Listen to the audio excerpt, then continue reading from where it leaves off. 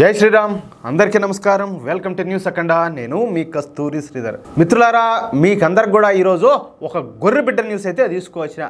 సరే, డైరెక్ట్గా పాయింట్కి వస్తే బజీందర్ సింగ్ ఈయన గారు సువార్త చెప్పేటటువంటి ఒక క్రైస్తవ పాస్టర్.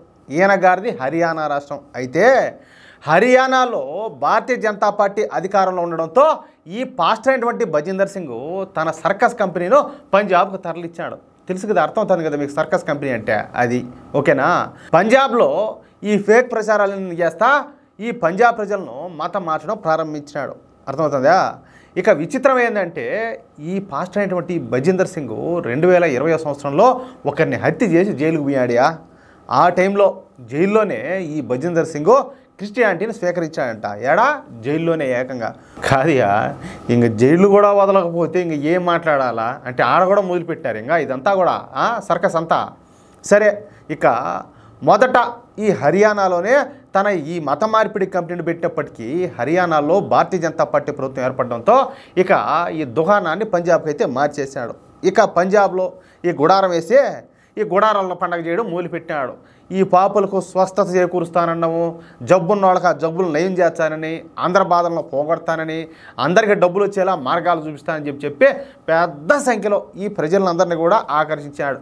ఇక యేసు ప్రభువు యేసు ప్రభువు తనతో మాట్లాడతాడని చెప్పి ఊరంతా కూడా చాటింపేశాడు. ఈ బజీందర్ సింగ్ ఒక సెల్ఫ్ స్టైల్ క్రిస్టియన్ పాస్టర్ అన్నమాట. యేసు ప్రాఫిట్ అని చెప్పేసి ఒక ఆల్బమ్ను రూపొందించి బాగా పాపులర్ అయిపోయినాడు. దీంతో అమాయక ప్రజలు ఎక్కువగా ఈ బజీందర్ సింగ్ వద్దకు రావడం ప్రారంభించారు. దీంతో ఈ బజీందర్ సింగ్ సంపాదన కూడా బాగా పెరిగిపోయింది. ఇక ఈజీ మనీ పెద్ద ఎత్తున వచ్చి పడతా ఉండడంతో ఏం చేయాలో తెలియనటువంటి ఈ పాస్టరు కామంతో కన్ను మిన్ను కానరాక మహిళలపైన అత్యాచారాలు చేయడం ప్రారంభించాడు. ఈ క్రమంలోనే 2018లో పంజాబ్లోని జిరాక్పూర్కు చెందినటువంటి ఒక మహిళను ఈ పాస్టర్ ఘోరంగా అత్యాచారం చేసినాడు. ఆ మహిళను విదేశాలకు తీసుకుపోతా అని చెప్పేసి అబద్ధాలు చెప్పి మాయమాటలతో ఆమెను బలవంతంగా అనేకసార్లు రేప్ చేశాడంట. ఇక ఆ అమ్మాయి కేసు పెట్టడంతో పంజాబ్ పోలీసులు ఈ పాస్టర్ మీద కేసు నమోదు చేసి ఎంక్వైరీ అయితే స్టార్ట్ చేశారు. ఇక అప్పటి నుంచి తన పలుకుబడిని ఉపయోగించి ఈ కేసును నీరు కార్చేందుకు ఈ పాస్టర్ బజీందర్ సింగ్ నానా ప్రయత్నాలన్నీ కూడా చేశాడు. వాళ్ళ కాళ్ళు వీళ్ళ కాళ్ళు పట్టుకుని ఈ కేసును 7 ఏళ్ల పాటు వాయిదాలు అయితే వేయించుకున్నాడు. కానీ ఫైనల్గా మొన్న ఈ కేసు విచారణ జరిపినటువంటి ట్రయల్ కోర్టు ఈ బజీందర్ సింగ్ను దోషిగా తేల్చేసింది. అంటే ఈ బజీందర్ సింగ్ 2018లో అత్యాచారం చేశాడని చెప్పేసి కోర్టులో రుజువైపోయింది. కోర్టు కూడా ఈ బజీందర్ సింగ్ను నేరస్తుడిగా తేల్చేసింది. ఇకపోతే బహుశా ఈ అత్యాచారం కేసులో ఈ బజీందర్ సింగ్కు కనీసం 7 ఏళ్ళు జైలు శిక్ష పడే అవకాశం అయితే ఉండాలి.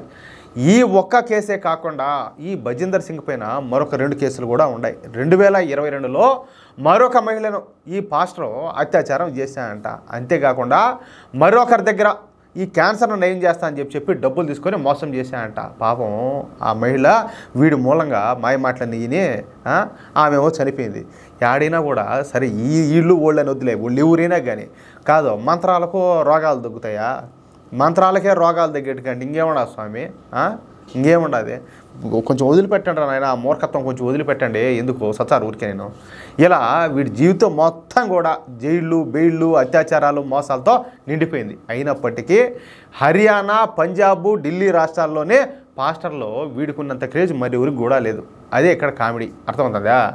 అదే హిందూ మతంలో కనైతే ఒక్కసారి కనుక మన వాళ్ళు జైలుకి కనుక పోయించారనుకో, ఇక ఆ వ్యక్తిని మనం జనంలో దగ్గరికి రాని, మనం అసలు వాళ్ళను చెప్పాలంటే ఈ సంఘ బహిష్కరణ చేస్తాం. కానీ వీళ్ళు గొర్రెబిడ్డలు కదా, పైగా పాపులు కాబట్టి వీళ్ళ శైలే వేరుగా ఉంటుంది. చెప్పాలంటే వీళ్ళకి ఇట్టన్నీ కూడా మామూలే. పనిలో పని ఇంకొక విషయం చెప్పాలి మీకు. ఆయన ఎవరో పాస్టర్ ప్రవీణ, ఆయన గారు ఫుల్గా మందేసి పోయి పడి చచ్చిపోయినాడు.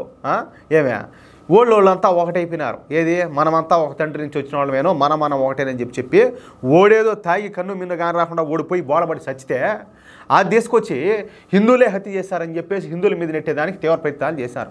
ఒక దగ్గర పోలీసు వాళ్ళు కూడా చెప్తారు, ఓరే నాయనా ఓ టోల్ గేట్ కాడ ఓ నాగుబా మాట అన్నాడు రా బండితోనూ, ఒళ్ళోడికి అసలు ఓడి శోధనంలోనే లేదు అని చెప్తారు. ఇంకా కనీసం పోస్ట్ మార్టం రిపోర్ట్ రాకుండానే ఏం లేకుండానే వీళ్ళంతా ఒకటైపోయి మొత్తం అంతా ఏడాడోళ్ళు అంతా దీనికి మళ్ళీ దీనికి రాజకీయ రంగు బులిమే ఉండదు కదా. ఇది వాళ్ళకి ఫేవర్గా ఉండేటటువంటి ఒక పార్టీ ఈ రాజకీయ రంగు బులిమే. ఇదంతా కూడా పెద్ద స్టేట్ ఇష్యూ చేసేసినారు దీన్నంతా.